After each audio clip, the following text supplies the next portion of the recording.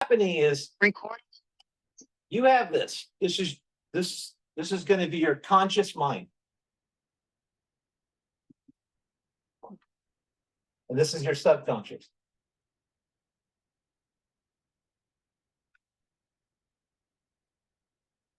So your conscious mind, it relates to all your senses. You know, smell, taste, touch. It's the part that thinks. Your conscious mind is the part that thinks. You're able to make decisions. You're able to comprehend. You're able to process whatever you're processing. Then you have your subconscious. There's no brain in the subconscious. It's going to take whatever you put in here and create. Okay? So if you were to take, there's Rainy coming in. Oh, let's open the door. Let me open the door for Rainy. I'm in the floor.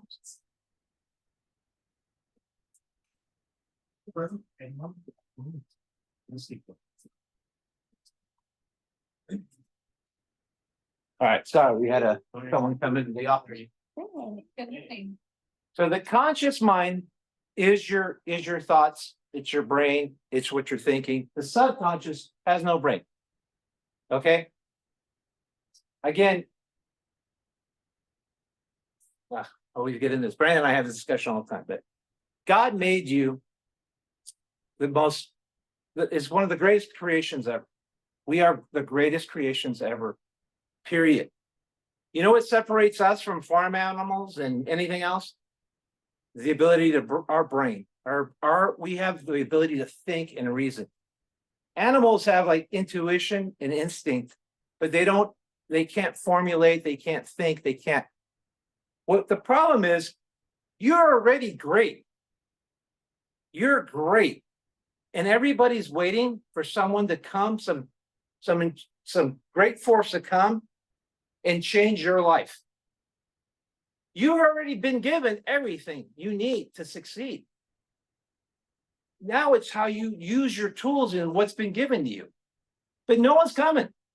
It's not happening. No one's going to come in and say, let me guide you, take this. You can be connected. You can have conversations with whatever force you believe in or whatever, but you are a great creation. This is going to separate you from everything else. If you take, this is like dirt. Let's say you're farming. You can plant poison plant, and you can put the sweetest corn here. They're both going to grow with the same abundance. It's the same thing. So if you metaphorically think of yourself as the earth, what you put in is what's going to grow. You're going to have good thoughts or you're going to have bad thoughts. Okay? So the intake of what's going in is going to affect your output. Your attitude is going to affect. If you have a negative attitude, you're putting out a vibration that, what do you think it'll attract? Problems, negativity, or it will repel positivity. And I'm telling you, it's not like it's some made up stuff. Every successful person knows this. Everybody knows that if their thoughts, what they're putting in, are clear and decisive, and they're in a positive way, they're going to get a positive outcome. So what's happened is this. This is the chart here that we're going to use. As a basic animal, we have the instinct of just responding, and it's fight or flight type of thing, right?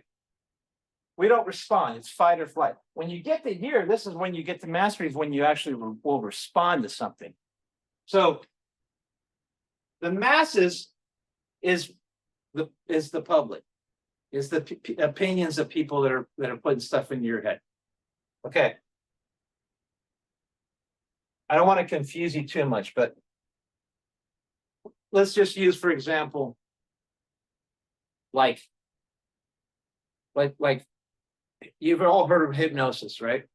Hypnosis will allow this barrier to open up and allow things in, because now you're not thinking anymore. You know when we're using this? When we're not, when we're in hypnosis, when we're watching TV, when we're on Instagram, we're on Facebook. You're in a hypnotic state that's allowing everything to flow in, and you're not thinking. And the problem is we go through life like that. We're not thinking. We just work off of repetition and what's comfortable. I get up, I drive. You ever driven somewhere and not even know how you got there? You don't even think, you just showed up. And you go, how did I get there? Because you just are going through the motion because it's comfortable. It's never going to change until you disrupt that. This has been, so we've been taught this from as children. We were taught from our surroundings. If your parents were very intellectual and taught you 5 languages, guess what? You probably would have learned 5 languages. If your parents were the type that everything was someone else's problem, fault, oh, it's not me, they did that to me, always the victim, your child's going to be a victim. You have to disrupt what's been put into you, what you're seeing every day, what you're hearing every day. You don't want to be following the masses. The masses is what's going to pull you down. Okay. You are an individual that's unique. You have the ability to make a choice and change this. And the only way to change this is to have aspiration to be something else. And to have aspiration, it's desire. So like when Brandon and I came to this, wanting to do this, you think it was easy to just change our comfort zone? To let go of our income, to do whatever? But why? Why did we do it? Because we had aspirations to be something greater, to do something greater, to be something better. Now, the way to advance to this, to get to the mastery, is you have to have discipline. If you don't have discipline in the actions that it takes to do what you're aspiring to do, never happen. So what'll happen is, as you're climbing and aspiring and you're trying to do the right things, guess what the masses are doing? They're pulling you back down. They're pulling you back down. And you're going up and down, up and down, up and down. Now, if you let the masses win, which is really easy to do, to just go back into your comfort zone, to just give up, your aspiration, guess what it turns into? A wish. Turns into a wish. Happens all the time. How many of you have wanted to get into a physical fitness plan? And you're like, I know what it takes. I know I got to work out. I know I got to cut. I don't need to eat this. But then you're watching TV and you get lazy, and then you just fight yourself. You have to break through to the point where you're being asked, hey, and I'll tell you a story, but this is crazy. About 6 years ago, I wanted to get fit again. I used to be really fit when I was young. Just that's what I did. And I said, okay, I'm not feeling right. I want to get back into shape. And I went and I hired a trainer. And I said, I'm not going to listen to anything that I know. I'm just going to listen to the new training. I know that training has advanced. I'm going to listen to what they're saying. I'm going to do everything they say. And I did. Started doing everything. I started juicing. I was juicing vegetables and fruits and whatever. And then I said, the trainer says, you need to cut sugar out. It's killing you.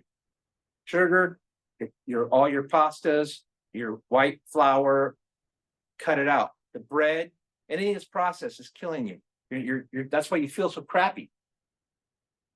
So I go, okay, I'll try it. About 2 weeks in, I was in an office like this. We walked to Starbucks. And everyone goes, hey, let me get a lemon loaf. Made coffee cake. And I'm looking at that lemon loaf and I'm going, man, I need that. I'm not kidding. I swear to God, you would have thought it was cocaine. Like it was calling me like you need me. And I didn't realize I was addicted to sugar. And it was like going, get it, get it, get it. It's okay, just get it. It was talking to me. I swear to God, it was talking to me. That thing had like little mouth on it. And I was like, and I said, hell no. I can't believe I'm going to let something control me like this. And I swear to you, like like that's how much it was. I walked out of there and I didn't do it. After I didn't do it, no problem. I didn't have a desire again. I had to get over that little hump. And I got into insane shape again. Lost all this weight. My cholesterol dropped 40 pounds, whatever. Yes, I fell back into bad habits and doing all that. But my point of the story is, you have to get over that hump. You're going to have to break what the routine is. We do this all the time, like even in our personal lives. We say, a marriage sucks. We're bored. We don't do anything. All it takes is for you to get in the car and go somewhere. All it takes is for you to go for a walk. All it takes is for you to go and change what is your paradigm. And this is what Bob Proctor talks about. It's called the paradigm. Paradigm is your routine and what you're used to. You have to break that and change that. Same as what you were taught as a child, same as what you taught at wherever you worked before. You have to change that paradigm. So if you do these things and you get through that, you will finally be able to conquer this goal. When you get to the mastery part, you're no longer acting on fight or flight. Now you're responding to things that are in front of you. You're able to act and listen and control in a controlled way. You're able to now act. I'm not going to get into an hour class on this whole subject. I wanted to start this. I don't know how much time, how long will we in on this? Yeah, then be 20 minutes. So 20. 40 minutes. Okay. What I'm getting at, why I wanted to teach you this, is that this was taught from me, and I learned this from Think and Grow Rich. I learned this from Earl Nightingale. I learned this from Bob Proctor. All these people believed in this. All these people that were, where they learned it? They learned it from other multi-billionaires. All of them had these changes, these challenges. All of them were faced with hardships. Everyone says, I have to wait for I got lucky because I was at the right place at the right time. Have you ever heard that before? Right place at the right time? Yeah. It's nonsense. In order for you to move forward, you have to recognize opportunity when it's in front of your face. It's the people that seize the opportunity that will change their life. You all that are on this call made that decision when you came here. I know that. I see greatness in all of you. I know that. I know that we have the best group there is. I'm positive of it. I'm positive that what we are doing, no other company is doing. I'm positive that the people that are above us are great. And I'm positive that at the end of this all, we're all going to be great because we're all collectively working towards these goals and we're going to support each other. It's called a mastermind. And the person who invented that was Carnegie. You hear the word mastermind. He invented that because he knew he couldn't do it by himself. He knew he needed to support everyone else. So as we grow, we get over these humps. We got to get rid of that lemon loaf. You guys, when you see that, throw it away. Throw it away. Do the tasks that are so So we will teach you, you're gonna have all the tools, you have all the systems. But what I will tell you in all the years of coaching, people are afraid to be successful. As crazy as that sounds, people are afraid to be successful. I've had people tell me after I've given them a listing appointment that they don't want to go. I've had leads that I've given to someone. I said, hey, this person called wants to buy a house. Can you call them? I don't have time. I've had someone tell me, I said, this person wants to buy a house. They're fully qualified. All you have, here's the key to the house, because at the time it was a key to this, it was a foreclosure. I said, go open the door. And they said, I don't want to drive an hour.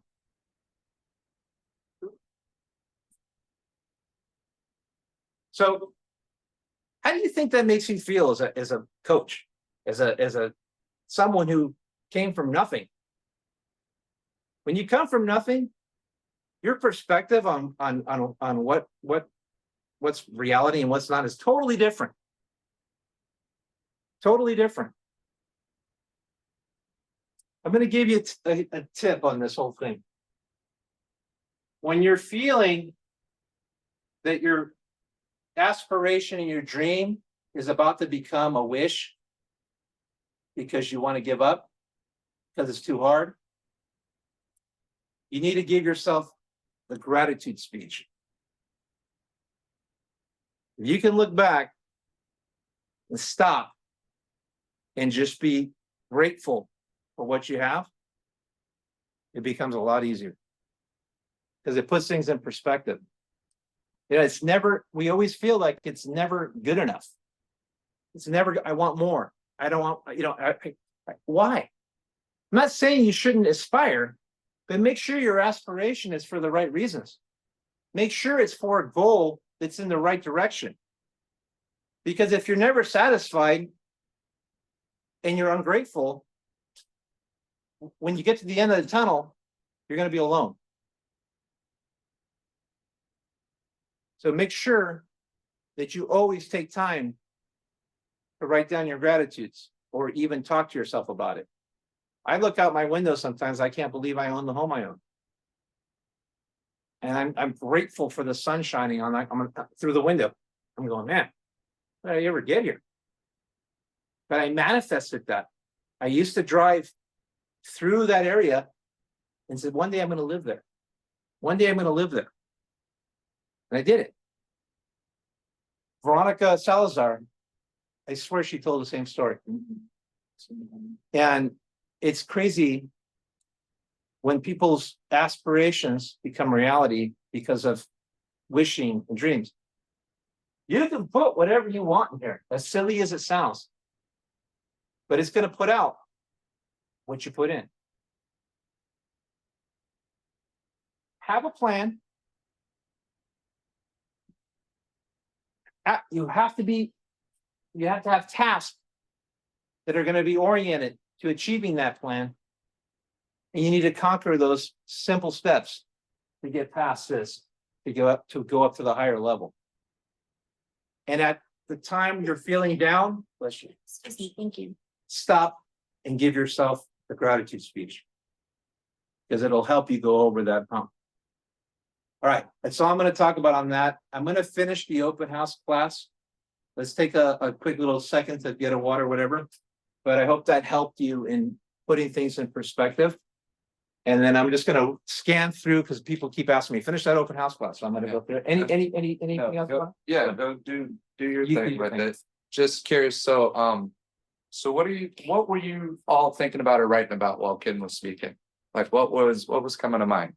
What were you thinking about? I wrote down my gratitudes. That's good. Yeah. Wrote your gratitudes. Yeah. Has anybody kind of gone through what he's talking about in terms of, you know, where you're aspiring to do something, you have something in mind, you know, what is that fuel, or how do you keep achieving that goal? Like, what is it that drives you? What drives you? Your family drives Yeah. you, right? Yeah. And so are there things that you do to kind of psych yourself out to get out there and go the extra effort because you're our family drives us, but we have to sacrifice time from our family Yeah. to go do these things, right? So, you know, is there anything consciously that you know that you do? Just, I don't really say no right Yeah. now because I'm getting started. So if somebody, like, I kind of laughed when he said, want to drive an hour, because I've driven an hour and a half Right, to go show houses, or, you know, if somebody asks me, I'm gonna do it. You know Right. what I mean? So, and that's because of my family. right. I'm doing it for them. Yeah. Yeah. Well, it's key to remember that, because there's gonna be a lot of times with, that's the discipline part, is there's certain habits and things that we have to change, we have to identify. So as he's speaking, what I'm writing first is, what do you want? Be very clear about what it is that you want. You have to write it down. It's got to be reduced to writing. You can't just think about it and it's just a thought. We got to write it down. We got to put it down.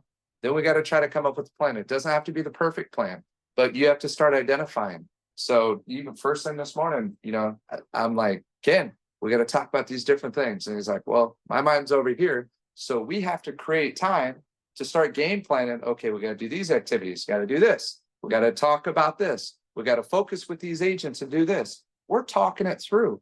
We're already working through the thoughts, but it starts with that. It starts with, what is our aspiration? What's our goal? What we're trying to accomplish? And then start talking about it with the mastermind, somebody you trust, who both has a similar goal. And that's why we're all here together, right? And then it's, none of this is happening by luck. Like we talked about it on a podcast, like all of a sudden people start having things happening. Certain people who weren't doing anything for the last year come over here and they're only working part-time in real estate and have already popped 2 escrows. And it's like, okay, how is that happening? And they're just remotely connected. This isn't even a local person. Yeah. So how does that happen? It's not luck. We know it's not luck. It's something that's created, but it's by bringing the right people together, and we all work together, but we got to get very clear about what we want. So on one side, what do you want? The other side, what are you willing to give up? There's a price that you're going to pay. So how are you going to do it? And we don't just get busy just to get busy. We got to be very intentional with our task and what we're doing that is in alignment with what our goals and what our aspiration is. Because what activities we do is the busy work to make it feel like we're working, to make it feel like we're doing something. But in reality, we're not getting closer to our goal and our aspiration, right? And for a lot of us, it's like, okay, well, we need to have money to make sure that we can take care of our family. So that becomes the focus, and it's hard because in reality, the focus is so much bigger than focusing on the money, right? The money comes if you do the right activities and the right tasks, and you're meeting with people, and you're showing property, and you're at listing appointments, you're speaking with your sphere, you're doing those things. We got to be very clear with that. Everything else comes out. The opportunities come out. Now, all of a sudden, everybody's interested in selling or buying. When just the other day, I told myself, this is the hardest market I've ever worked in, right? You think I'm the only one that said that? It's everywhere. So how do we protect against it and do it? So I know, I just wanted to share some of those things, because you should be writing as Ken's speaking and ideas come to you. Write it down. Don't just think it, let it go through. That may be the idea that was the reason for you to be here today. You know, it's crazy when I tell you this story about people who are afraid to succeed, and those stories of driving to these places. I think of my father and the sacrifice he made when he was an immigrant to this country. You know, he was working 2 jobs, doing whatever just to provide. And then I look at his outcome. His outcome was he had 3 kids that were all successful. You know, so what greater gift can you have than that? You know, you have a purpose here. What is your goal? What is your desire? What is your purpose? Not everybody's is to do that. Mine is to leave a legacy, to be something, to someday someone say, hey, I impacted someone's life. And I want to share later. If anybody wants to, there was a 60 minutes on this one guy, one man. He invented some tech thing. It was voicemail. He invented that. Multi-millionaire. He literally changed half of Africa. He bought 1 million acres. It was decimated from war and poverty and everything. All the animals that were there was like 3 lions. Half of them had 2 of them had 3 legs. because of the traps and everything from hunting and pillaging, whatever. This guy came in, repopulated the whole place with animals. It looks like Jurassic Park now. It's animals everywhere. Then he realized, hey, the people here are poor. The women there at 13 would get married, and that was their life. 13. He now, like the question, what do you want to do with your life? They didn't understand what that meant. Because 13, I'm married and I'm having babies. Now they want to be attorneys, doctors, whatever. So this one man created schools. He created an environment where it's a park now. He brought in coffee beans plants so they sell coffee beans to the world. One man has changed that entire region. One person. Guys, we can do whatever we want. You are God's greatest gift. We're incredible people, incredible beings. Don't follow the narrative. So I would tell someone, go drive an hour. I can't let this go. So I'd say, go drive an hour to go let these people in. I don't want it. I got you. Go ahead, keep doing it then. It's not monopoly money. You know? I got you, bro. Yeah, thank you. See? See? He's like my wife. I love this guy. I didn't record that. Thank you. But it's not monopoly money. This isn't make believe. It's not poker chips. You know, that commission that person passed on was $6,000. If I came and dumped $6,000 on your desk, I believe, like my dad would have rolled over in his grave. It's a guy who grew up during the Depression. You know what he told me? Because you don't know what life, how hard life is in the United States. Even, not just there. He was in Argentina, but here, people were eating potato peels. Not the potato, the peel, the part you peel off, and then giving the potato to their kids. Sacrifice, that's hard work. This is a joke we live in. We got, I got to get my Starbucks every day. I was going to the caravan meeting, and I stopped at a Starbucks to get me too, go get a coffee. And I see this line of kids, right? It's next to Simi High. And I'm like, oh my God. And they're all ordering Frappuccino, caramel, whatever, $6, $7, $7, $8, $10. And I asked the guy, I go, man, is it some special day? He goes, no, it's like this every day. $10 a day? Like, I had like 50 cents in my pocket. If I was lucky. I mean, we were scrambling. If I wanted to go do something, we were getting bottles to pay for gas to go surfing. But there's a sense of entitlement that's just killing us. And there's a comfort that we're in that's killing us. And we have to overcome that, because guess what? Life's not fair. And inflation's kicking in right now. So, like Will say, the problem was, and this is the problem that every one of us is going to have, we have this pie. This is our income. It gets sliced up like this. This is your kids. Now kids are going to college. Now you got the house bill. Now you got this bill. Then that comes in. Inflation comes in. Another baby. Another college. You can't keep slicing the same pie. You can't keep slicing the same pie. There's only so much of that pie to go around. Rainey, when you get older, your pie is only like this right now. You got all these pretty nice pie. But as you start getting a wife, kids, responsibilities, And they all, imagine 4 of you. Imagine how hard it is. Don't go pie left, bro. Imagine you, what you have to do to feed yourself and take care of yourself and how expensive that is. Gas, food, insurance, this, that, whatever. Now imagine if you have 4 of those people in your life. You got to do say pay all that. There's not enough on this pie. The only way out of this is to create a new pie.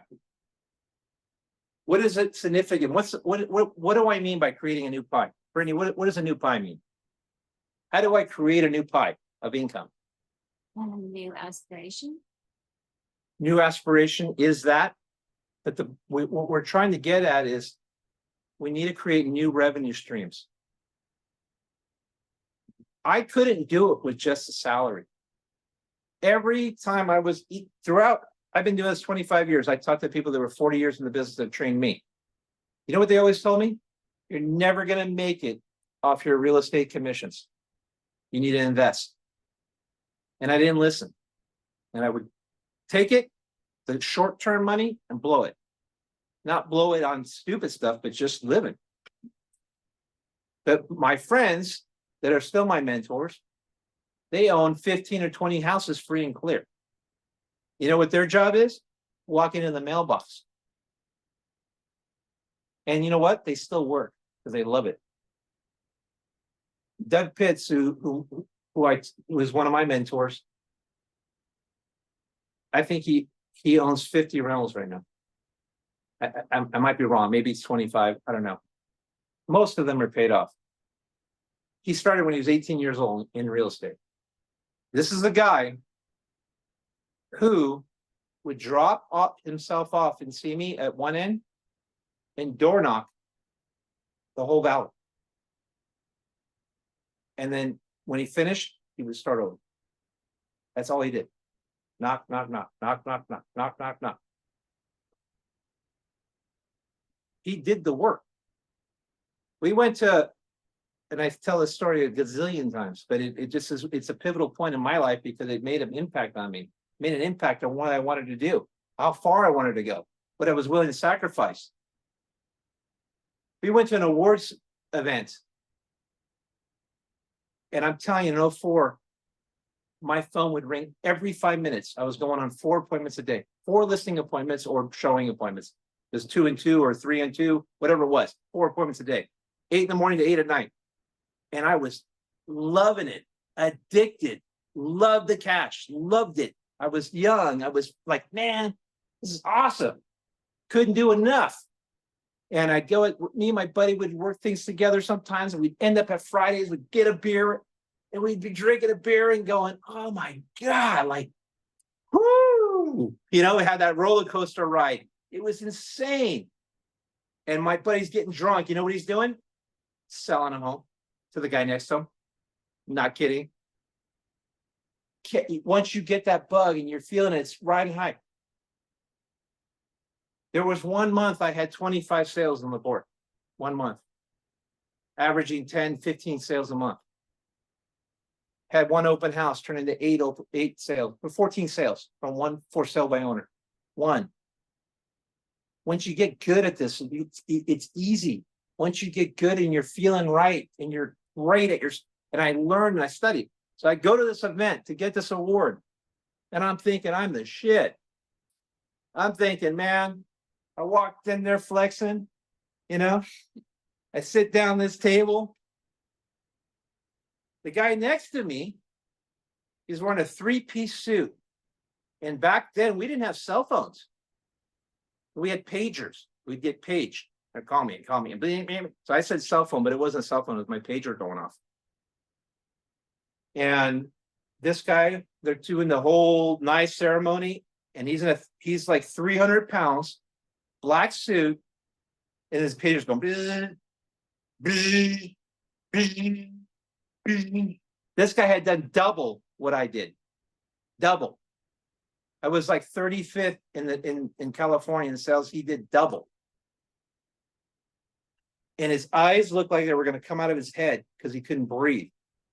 And he looked like he was just going to die. And he's breathing like, I swear I thought it was like Darth Vader next to me. And he's like, looking at reading it. And I'm going, oh my God, is that what I got to look forward to? Well, then there was Doug next to him. And Doug he was number 9. I was 35, he was 15, Doug was number 9. But Doug was totally relaxed. I went home that day. I had my one son at that point. I took him to the park. I said, hell no, I'm not doing that. I am not doing that. I don't need money that bad. I'm not going to die. That guy's going to die. But I couldn't figure out Doug. And what Doug was doing is he was smart. He was investing. He had a future. He had a plan. He had something he was working on. And he knew what he wanted. And he wasn't just taking the money. When the market crashed in 2006, 2008, whatever that period, I made more money than ever. I would park my car when I show up to a listing appointment, because a listing appointment was someone losing their home. So I would park my BMW down the street because I was embarrassed that I was making so much money. You don't even understand what that feeling is like. Imagine when you walk in to a house and the people ask you to take your name badge off because the kids don't even know that the house is going to be ripped from underneath them. It's horrible, man. I mean, it's horrible. There's tears in my eyes. I still remember it. Divorces are like that too. When you go to a divorce, people go in there. Hey, by the way, take your name, kids don't know what's going on, and they're eating cereal. And you just know their life is about to be ripped from underneath them. And you're part of that. We'll get into that whole thing on how to do short sales the right way for the right intentions. And we'll talk about that later. But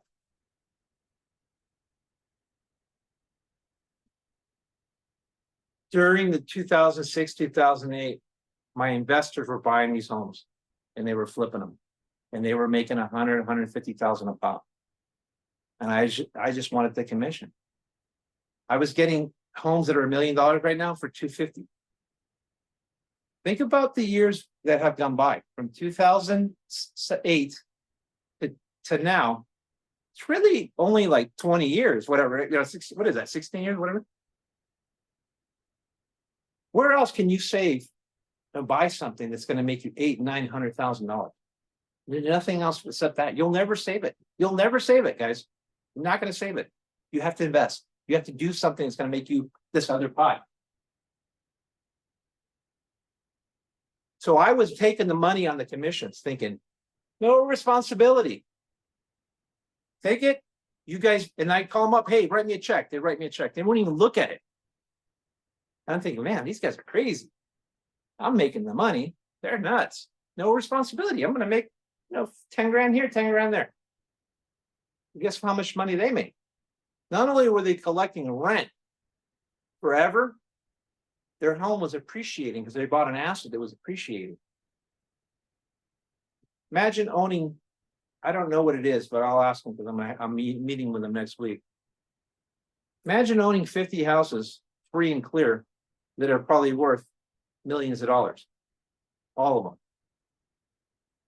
Imagine being able to go to your mailbox, never have to worry about anything again. It doesn't come by luck. It's not being at the right place at the right time. It's nonsense. You have to work. Doug busted his ass.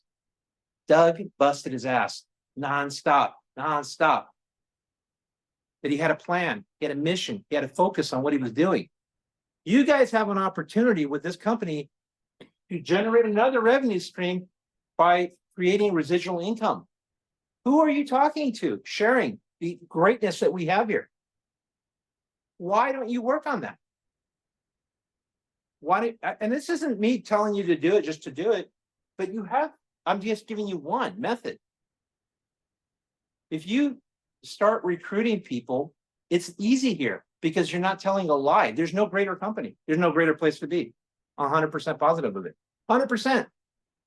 When you look at the list that EXP has, you look at the training that and the tools and the systems that Will and Eli are bringing, and you look at the leadership that we're providing, and the not only that, the atmosphere that we're providing, there is no greater place.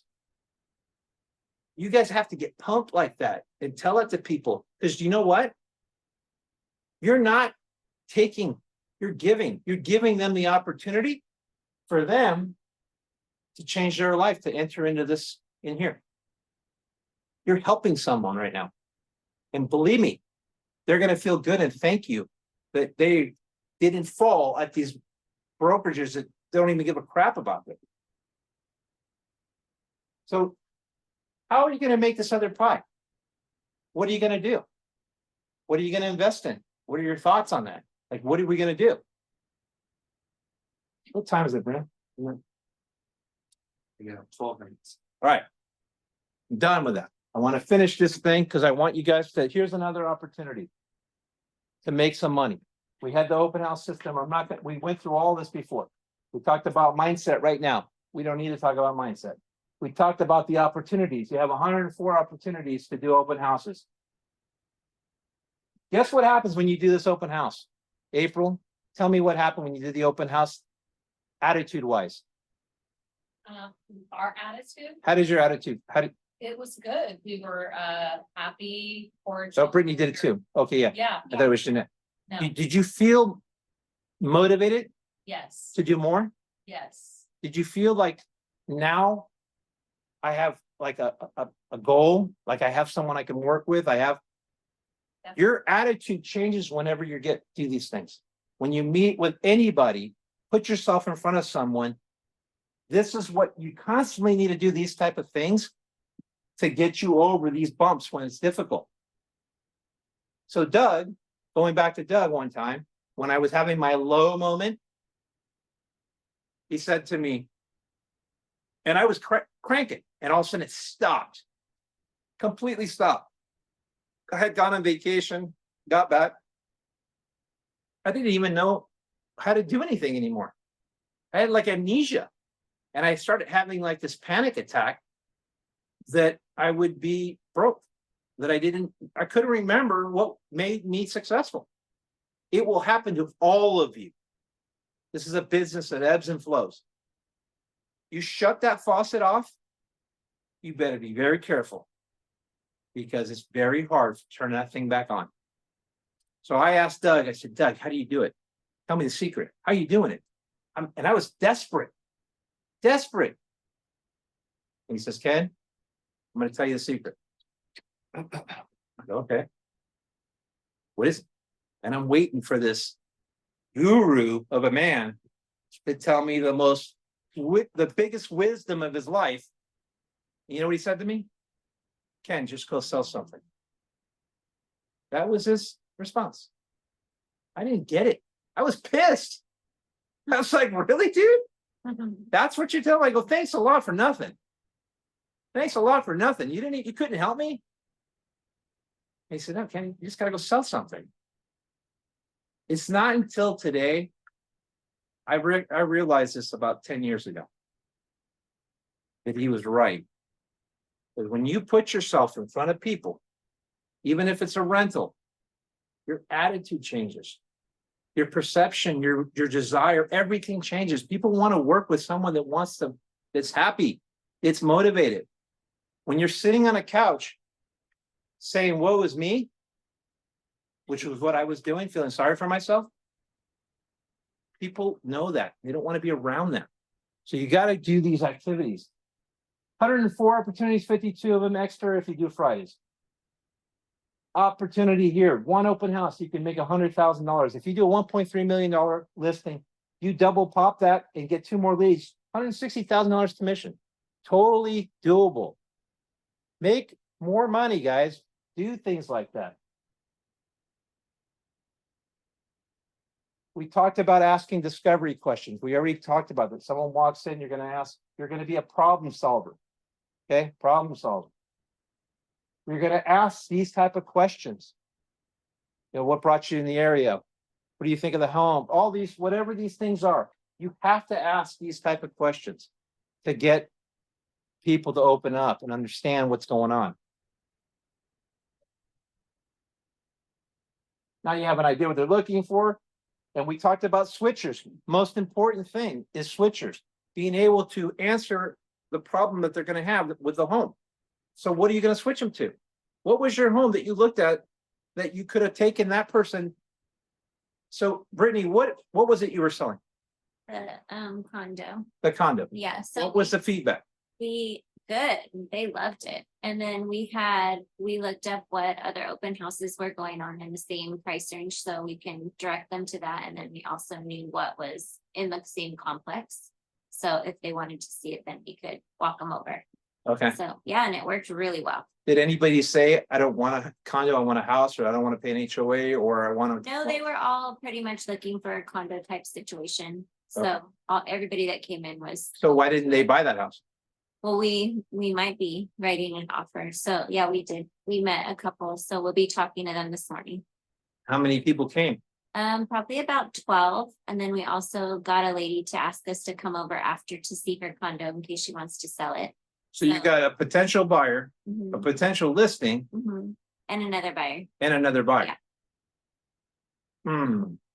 This is a bad idea, guys. Don't do open houses. Guys. It's so simple. The problem is we're lazy. Including myself. You know how hard it is when it's beautiful outside to skip going to the beach with my wife? Most valuable time for me is with my family. If you're not going to do this right, and you're just going to half-ass it, don't give up the most precious time there is. And if you are going to give it up, work it the way it needs to be worked. Because you're sacrificing. Look what you're sacrificing. You're not going to get that back. We only have time. Time is the most precious moments we have with our kids. Brandon and I were fortunate enough to take our kids fishing the other day. If we're going to give up that weekend, make it special. If you're going to work it, make it special because you have an opportunity. We had 12 potential. How many potential people were actual buyers? A lot. But I Most most of them don't have. have four of the couples. Yeah.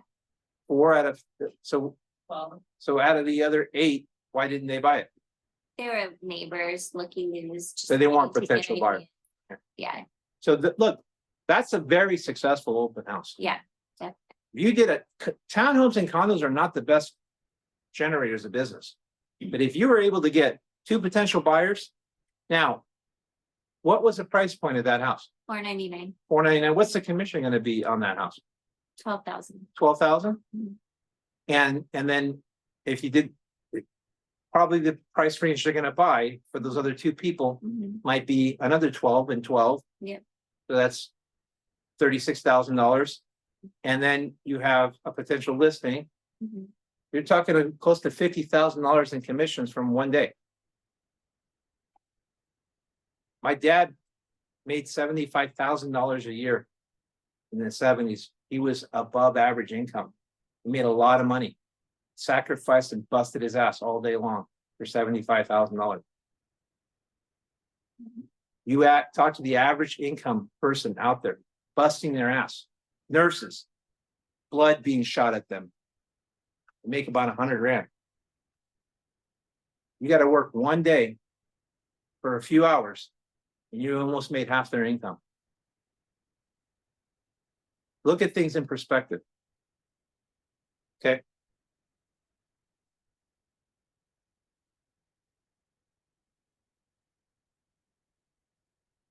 The ecosystem.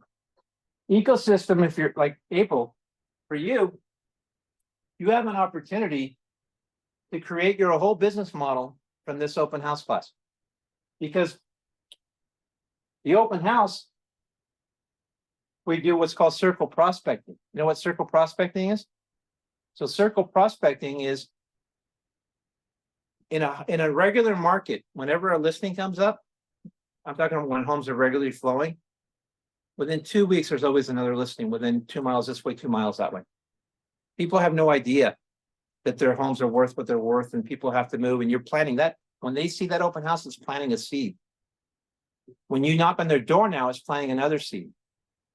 And eventually it'll cultivate into wanting to sell or buy. So you want to knock a circle of 2 miles this way, 2 miles that way, and ask people, because now you're coming from a place of giving. You're not coming to just to take. You're asking them to come by your open house and take a look at it, because you're giving an opportunity to give them the house value. There's a reason for you to be there. So when you go there, guess what's happening? You're building this, a sphere of influence, or you have now, you're building this clientele, a book of business. And influence is not really the right, word for this, but it is a book of business. So you had the open house, you invited them to the open house, you created what's called a farm. And guess what? It's the best way to start a farm, because now you have credibility for a few weeks. And you can tout that you sold that. So now you can go back multiple times. Just listed, just sold, holidays, blah, blah, blah. And you keep it. There's a whole thing on farming that goes off of prospecting. And then guess what? You're building up people you meet and you're putting them in your system. So this little thing here can generate an entire business.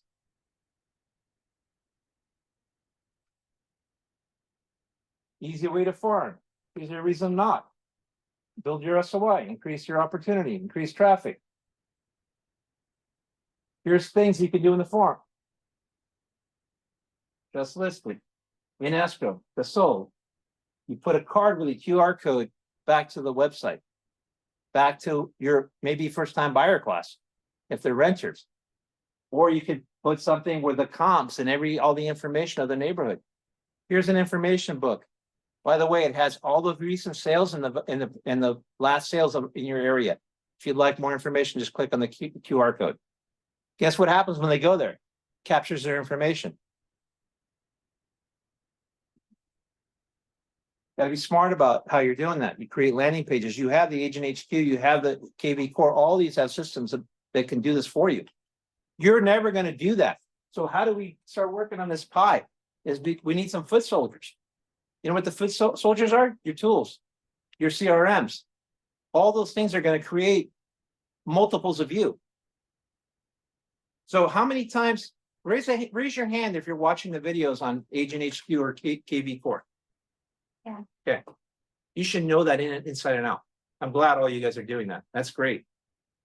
It's hard, right? It's hard because we want to do other things, right? I binge watched Breaking Bad for 8 hours the other day. It's okay. Yeah. Which I never do. I hate TV. I don't do that. I don't watch things like that. So if we can binge watch this TV show, we could easily watch. So I'm forcing myself to do it. And it's not forcing because I'm actually enjoying. It's just you start fighting yourself because we have ADD. We want to be pulled off here. So just do it a little bit. 20 minutes here, 20 minutes there, schedule it in. So I just do a little bit at a time. And I can't really retain that much and more than that. So I do about half an hour. All right. These are all the different ways to farm it. And we're going to finish it because we have a Tech Tuesday coming. Just started. It's 10:01, so we should. Okay, we'll finish it off. This is stuff you need to bring. Take a picture of this real quick. This is stuff you need to remember to bring. Open house. Oh, here. You want to take a picture real quick? We can take a picture of this slide. This is the schedule. I think we're gonna have to finish, right? We're gonna. Yeah. Let's get. We'll cut it off. I'll never finish this class. It's never gonna happen. All right. Let's start the Tech Tuesday. You want to put it on your TV?